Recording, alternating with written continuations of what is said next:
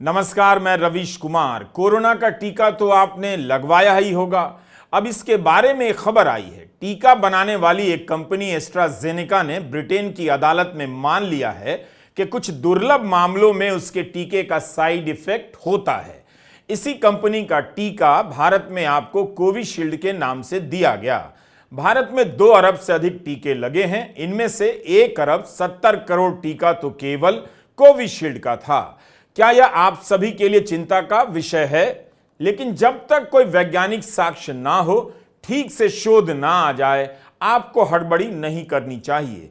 बेशक सरकार को तुरंत इस मुद्दे पर जनता को आश्वस्त करना चाहिए कि यह जानने के बाद उसे क्या क्या करना चाहिए। केवल दुर्लभ कहना काफी नहीं, देखना चाहिए कि एक निश्चित संख्या में कितने लोगों को इसका साइड इफेक्ट होता है, जिसके कारण हार्ट अटैक और ब्रेन हेमरेज हो जाता है। हम आज के वीडियो में इस पर बात करेंगे, लेकिन आपको कोरोना के समय की कुछ पुरानी बातें भी याद दिलाएंगे कि टीका हमेशा फ्री नहीं था। विपक्ष की पहल और दबाव के बाद फ्री किया गया। आप जानते हैं कि भारत में जनवरी 2020 में टीके लगने शुरू हुए। कोविशील्ड का टीका लगवाने के लिए लोग लाइनों में लग जाते थे, खुद से मांग करते थे। लेकिन जब से ब्रिटेन की अदालत से यह खबर आई है, लोग तरह तरह की आशंकाओं में जीने लग गए हैं। इसकी वजह भी है हाल के दिनों में हार्ट अटैक की घटनाएं और लोगों का टीके के दुष्प्रभाव से उसे जोड़ देना।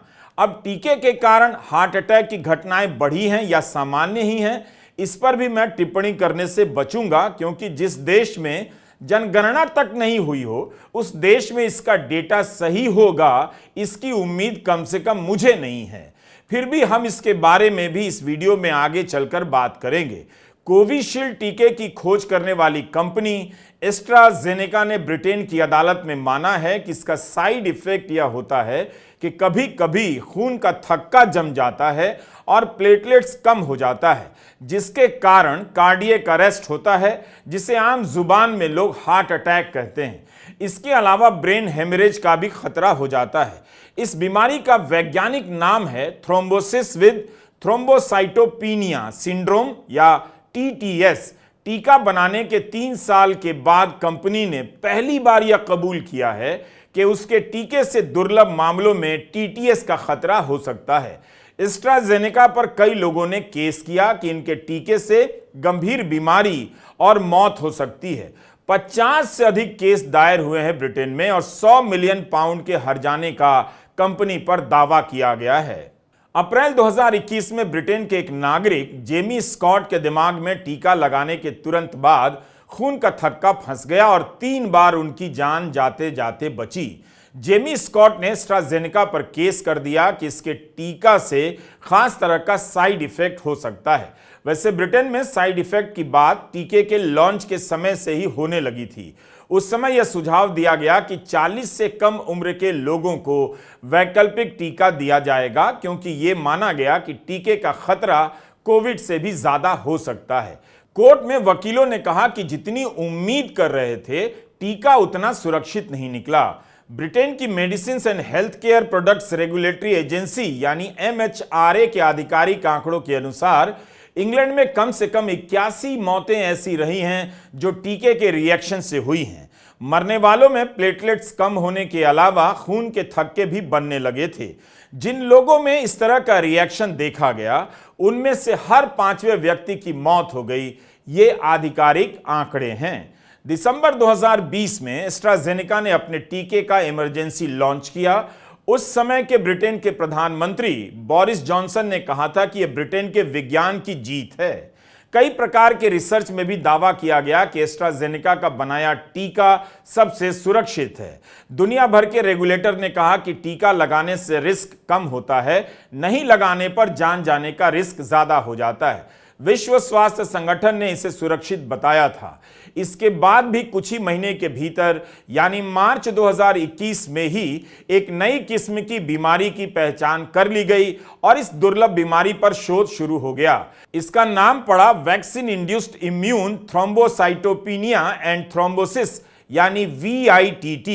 जुलाई 2021 में ही एक वैज्ञानिक शोध पत्र छप चुका था, जिसमें बताया गया कि टीका लेने वालों में 5 से 24 दिनों के भीतर VITT के केस आने लग जाते हैं। ऑस्ट्रिया, नॉर्वे, जर्मनी में ऐसे कई केस मिले। पीड़ितों के वकीलों ने दावा किया है कि VITT एक प्रकार से TTS का ही रूप है, जिससे खून जम जाता है। इसकी सटीक परिभाषा के लिए किसी चिकित्सक और वैज्ञानिक से सलाह लीजिए। काफी समय से एस्ट्राजेनेका यह मानने को तैयार ही नहीं थी कि टीके से ऐसी कोई बीमारी हो सकती है।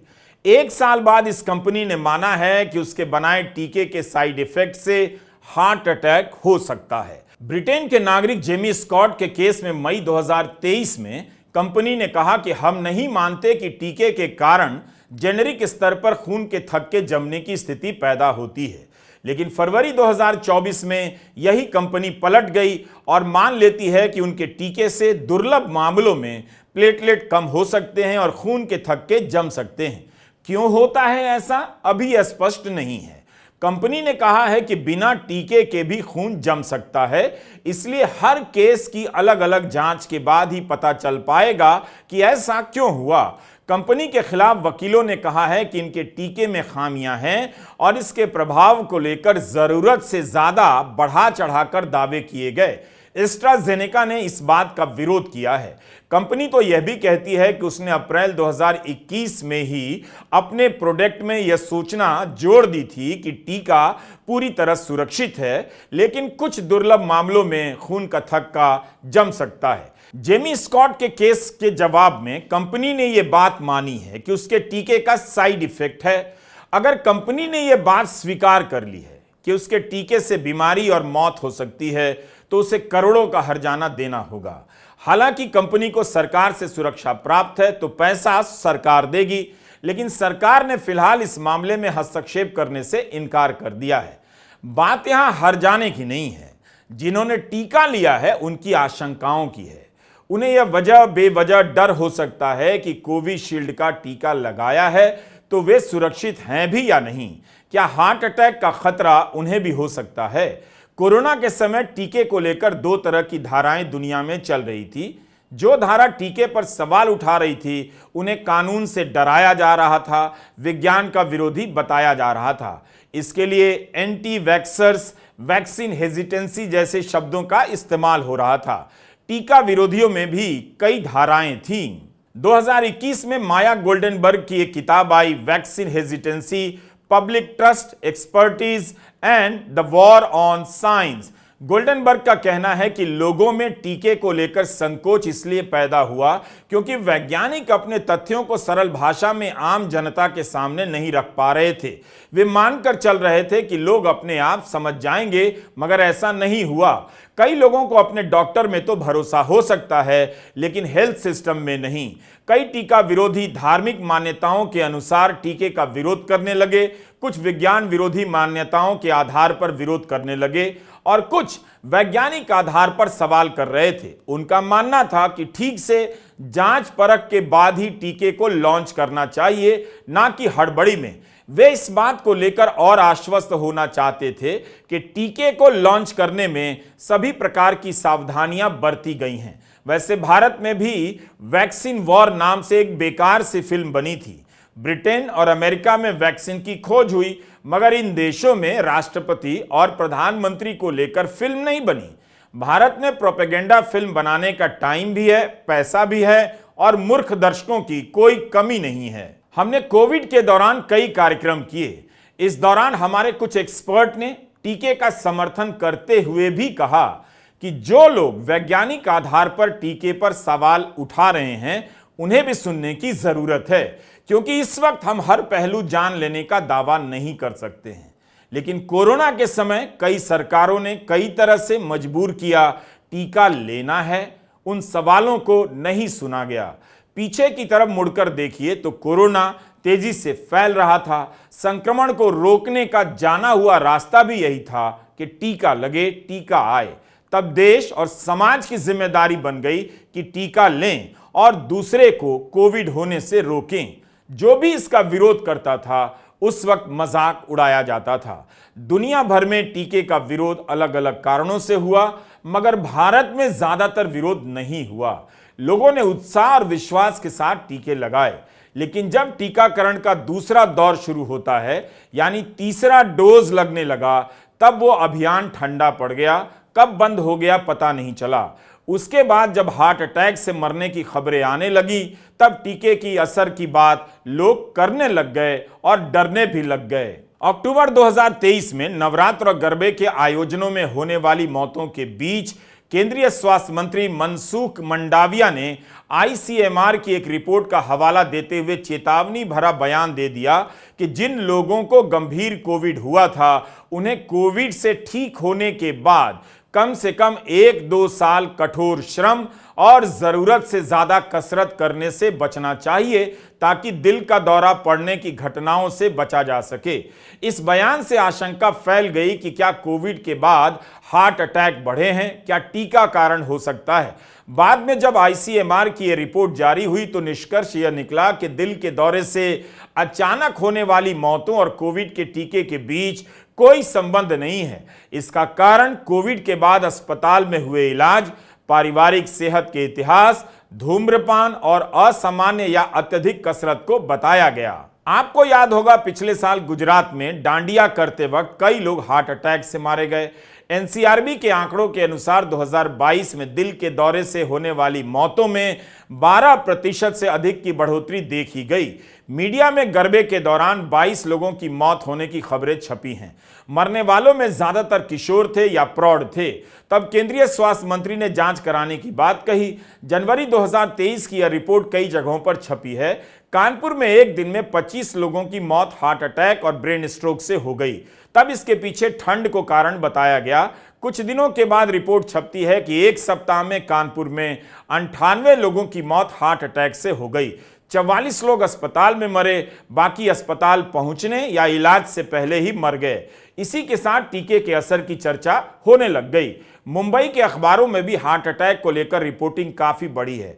टाइम्स ऑफ इंडिया की मालती अय्यर की एक रिपोर्ट है कि मुंबई में 2022 में हर दिन 26 लोग हार्ट अटैक से मरे हैं। यह जानकारी एक आरटीआई कार्यकर्ता ने निकाली थी। मालती अय्यर की एक दूसरी रिपोर्ट में मुंबई के फोर्टिस अस्पताल का आंकड़ा है। यह रिपोर्ट मई महीने में छपी है। आए दिन ट्विटर पर वीडियो साझा किया जाता है। बहुत कम उम्र के नौजवान डांस कर रहे हैं या बात कर रहे हैं, हार्ट अटैक होता है, गिरकर मर जाते हैं।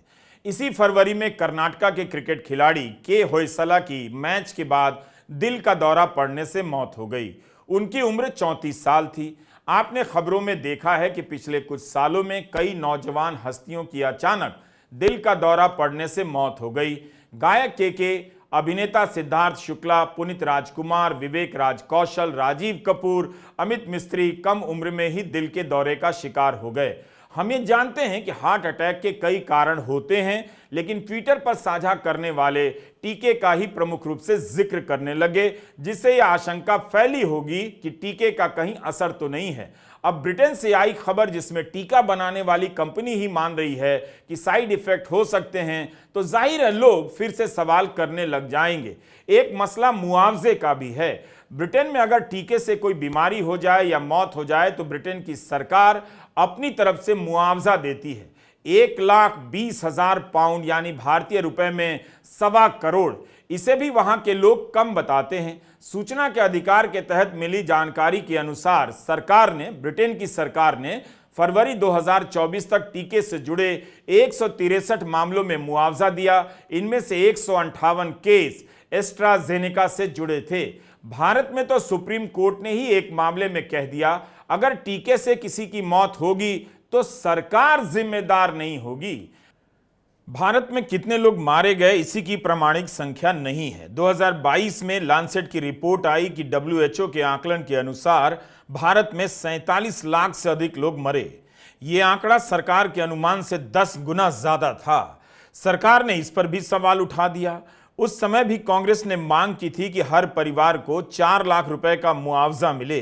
ब्रिटेन में एक नागरिक ने केस कर कंपनी से सच बुलवा लिया, लेकिन भारत जैसे देश में पता तक नहीं चला कितने लोग किस वजह से मरे, वैक्सीन से कितने लोग मरे और कोविड से कितने लोग मरे। भारत में कोविशील्ड बनाने वाली सीरम इंस्टीट्यूट का एस्ट्राजेनेका से करार हुआ। उस समय इस पर भी विवाद था कि सीरम के बनाए टीके को देसी कहा जाए या विदेशी, क्योंकि रिसर्च तो ऑक्सफोर्ड यूनिवर्सिटी और एस्ट्राजेनेका की थी, जो ब्रिटेन की दूसरी सबसे बड़ी कंपनी है। अब सवाल उठता है कि अगर यही कंपनी ब्रिटेन में मानती है कि खून का थक्का जम जाता है, कुछ दुर्लभ मामलों में हार्ट अटैक या ब्रेन हेमरेज हो सकता है, तब फिर भारत में इस कंपनी के रिसर्च पर ट्रायल करने वाली सीरम इंस्टीट्यूट और भारत की मेडिकल रिसर्च संस्थाओं को भी आगे आकर अपनी बात रखनी चाहिए। बताना चाहिए कि जब कोविशील्ड की खोज करने वाली कंपनी मान रही है, तो क्या उनके रिसर्च में अभी तक ये बात सामने आई है? क्या लोगों को चिंता करने की जरूरत है? इस खबर के बाद तो अपनी बात रखनी ही चाहिए। मुमकिन है टीके के लॉन्च के समय जानकारी ना हो, लेकिन अब जब साइड इफेक्ट की कई घटनाएं हो चुकी हैं, कंपनी भी मान रही है, इस पर कोई कदम कंपनियों को उठाने की जरूरत है। प्रधानमंत्री मोदी दावा किया करते थे कि टीका पूरी तरह सुरक्षित है, तो क्या अब यह नहीं बताया जाना चाहिए कि कंपनी ने साइड इफेक्ट की बात मानी है? ऐसे में टीका लेने वाले भारतीय नागरिकों को क्या करना चाहिए? आखिर एस्ट्राजेनेका ने भी तो अपनी राय बदली। 7 जून 2021 को प्रधानमंत्री मोदी ने राष्ट्र के नाम संबोधित करते हुए कहा कि सरकार ने रिसर्च के लिए पैसा दिया। यह भी कहा कि हमें विश्वास था कि हम टीका बना लेंगे। हमें पूरा विश्वास था कि हमारे वैज्ञानिक बहुत ही कम समय में वैक्सीन बनाने में सफलता हासिल कर लेंगे। इसी विश्वास के चलते जब हमारे वैज्ञानिक अपना रिसर्च वर्क कर ही रहे थे, तभी हमने लॉजिस्टिक्स और दूसरी तैयारियां शुरू कर दी थी। आप सब भली भांति जानते हैं कि पिछले साल यानी 1 साल पहले, पिछले साल अप्रैल में जब कोरोना के कुछ ही हजार केस थे, उसी समय वैक्सीन टास्क फोर्स का गठन कर दिया गया था। भारत के लिए वैक्सीन बनाने वाली कंपनियों को सरकार ने हर तरह से सपोर्ट किया। वैक्सीन निर्माताओं को क्लिनिकल ट्रायल में मदद की गई, रिसर्च और डेवलपमेंट के लिए जरूरी फंड दिया गया। हर स्तर पर सरकार उनके साथ कंधे से कंधा मिलाकर चली। राष्ट्र के नाम संबोधन में प्रधानमंत्री मोदी कह रहे थे कि उनकी सरकार ने टीका विकसित करने के लिए हजारों करोड़ रुपए दिए। लेकिन इससे पहले 9 मई 2021 को मोदी सरकार सुप्रीम कोर्ट में हलफनामा दे चुकी थी। कोर्ट में उसका बयान आता है कि सीरम और भारत बायोटेक को क्लिनिकल ट्रायल के लिए कुल 46 करोड़ रुपए दिए गए। इसी हलफनामे में केंद्र सरकार कहती है कि इन दोनों कंपनियों को टीके की रिसर्च और डेवलपमेंट के लिए कोई पैसा नहीं दिया है, जबकि भारत बायोटेक के कोवैक्सीन को पीपीपी मॉडल से बनाया गया है। इसमें आईसीएमआर और भारत बायोटेक दोनों साझीदार हैं। भाषणों में हजारों करोड़ का जिक्र आ जाता है और हलफनामे में बात 46 करोड़ पर आ जाती है। लेकिन ब्रिटेन में इस तरह के टीके पर 20 साल से रिसर्च चल रहा था। गार्डियन में खबर छपी है कि एस्ट्राजेनेका के टीके की रिसर्च और उसके विकास में लगा 97% पैसा पब्लिक फंड से था, सरकारी था। ऑक्सफोर्ड को मिले 1000 करोड़ रुपए में से अधिकतर ब्रिटेन के टैक्स भरने वाले नागरिकों ने दिए या संस्थाओं ने। यह पैसा 2 दशकों की इस रिसर्च को मिलता रहा। यूके की सरकार, वेलकम ट्रस्ट और अमेरिकी और यूरोप की संस्थाओं ने भी काफी पैसे दिए। कोविशील्ड का इंटेलेक्चुअल पेटेंट एस्ट्राजेनेका के पास है। भारत में कोविशील्ड बनाने वाली कंपनी हाल ही में न्यूज में आई, जब सुप्रीम कोर्ट के आदेश के बाद चंदा धंधा का डिटेल सार्वजनिक हुआ। उसी समय इलेक्टोरल ट्रस्ट को लेकर भी खबर छपी। पता चला कि 2022-23 में सीरम इंस्टीट्यूट सबसे अधिक चंदा देने वाली दूसरी बड़ी कंपनी थी। कंपनी ने 50 करोड़ रुपए से अधिक का चंदा दिया। इसके पहले 2021-22 में 45 करोड़ का चंदा दिया। केंद्र सरकार ने सीरम इंस्टीट्यूट को टीका बनाने का एकाधिकार दिया था। इलेक्टोरल ट्रस्ट में जो पैसा आया, उसका सबसे बड़ा हिस्सा बीजेपी को दिया गया था। आपको याद होगा, जब टीके के उत्पादन की बात चल रही थी, तब उस समय प्रधानमंत्री मोदी भी पुणे में सीरम के दफ्तर पहुंच गए और इस तरह से दौरा किया जिससे छवि बनने लग गई कि टीका बनाने का काम उनकी देखरेख या उनकी प्रेरणा से हो रहा है। नरेंद्र मोदी दुनिया के विरले प्रधानमंत्री थे जिन्होंने टीका के प्रमाण पत्र पर अपना फोटो लगवा दिया, तो ऐसे व्यक्ति से उम्मीद की जानी चाहिए थी कि वे टीका बनाने के प्लांट में जरूर जाएंगे और उसका वीडियो देश भर में दिखाया जाएगा। आपको याद होगा जब जनवरी 2020 में टीके लगने शुरू हुए तब कई चरणों में इसे लगाया गया। पहले स्वास्थ्य कर्मियों को, फिर सरकारी कर्मचारियों को, फिर 60 से ऊपर के बुजुर्गों को और उसके बाद 45 से ऊपर के लोगों को टीका लगा। धीरे धीरे 18 साल से ऊपर के सभी को टीका दिया जाने लगा। क्या टीका शुरू से मुफ्त में था? शुरू में बिल्कुल नहीं था। दो तरह का सिस्टम अपनाया गया। 60 से अधिक उम्र और 45 से अधिक उम्र के वे लोग जिन्हें कोई बीमारी हो उनके लिए सरकारी अस्पतालों में टीका फ्री था, लेकिन प्राइवेट स्वास्थ्य संस्थानों में 250 रुपए तक की कीमत पर टीका मिलने लगा।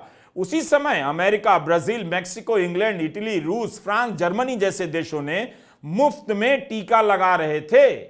तभी सवाल उठने लगा कि हर देश में फ्री में टीका लग रहा है, भारत में पैसे क्यों लग रहे हैं? यह सवाल वही विपक्ष उठा रहा था जिसके बारे में आप कहते हैं कि दिखाई नहीं देता, विपक्ष ने भूमिका नहीं निभाई वगैरह वगैरह। बहुत बाद में टीका फ्री हुआ। यही नहीं, टीका लगाने की रफ्तार भी काफी धीमी थी। उस समय टीका खरीदने की जो नीति बनाई गई उसे लेकर सरकार की बहुत आलोचना हुई। मुमकिन है आप भूल चुके होंगे, क्योंकि आपके दिमाग में चिप में, जो भी दिमाग का चिप है, मंदिर को ही याद रखने की जगह बची हुई है। इन खबरों को पलटेंगे तो याद आएगा कि जगह जगह पर टीके के साथ मोदी जी का पोस्टर तब नहीं लगा जब टीके का पैसा लगता था। जैसे ही फ्री हुआ, प्रचार शुरू हो गया कि मोदी जी फ्री में टीका दे रहे हैं। इन खबरों से पता चलता है कि मई 2021 से प्राइवेट सेक्टर में जब टीका मिलने लगा तो उसकी कीमत कहीं कहीं 2000 रुपए तक पहुंच गई।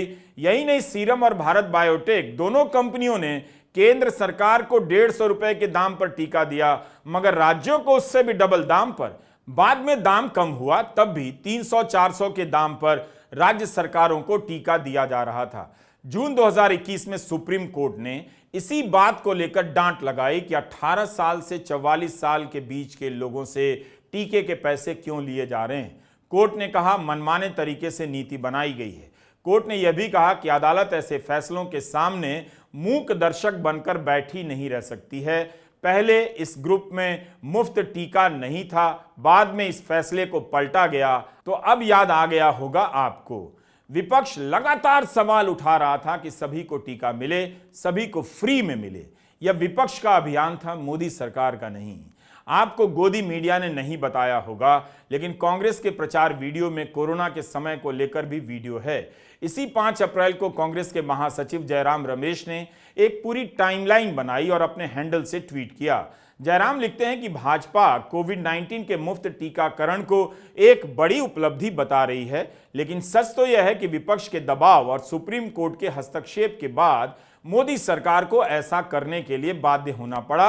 आप क्रोनोलॉजी समझिए। आगे जयराम लिखते हैं कि 18 अप्रैल 2021 को डॉक्टर मनमोहन सिंह ने प्रधानमंत्री मोदी को पत्र लिखकर उनसे टीका नीति को स्पष्ट करने का अनुरोध किया, जो तब तक बिल्कुल भी व्यवस्थित नहीं थी, और उन्हें टीकाकरण को अधिकतम स्तर पर ले जाने को लेकर काफी अच्छे सुझाव भी दिए। 19 अप्रैल 2021 को केंद्र सरकार ने उदारीकृत मूल्य निर्धारण तथा त्वरित राष्ट्रीय कोविड-19 टीकाकरण रणनीति की घोषणा की।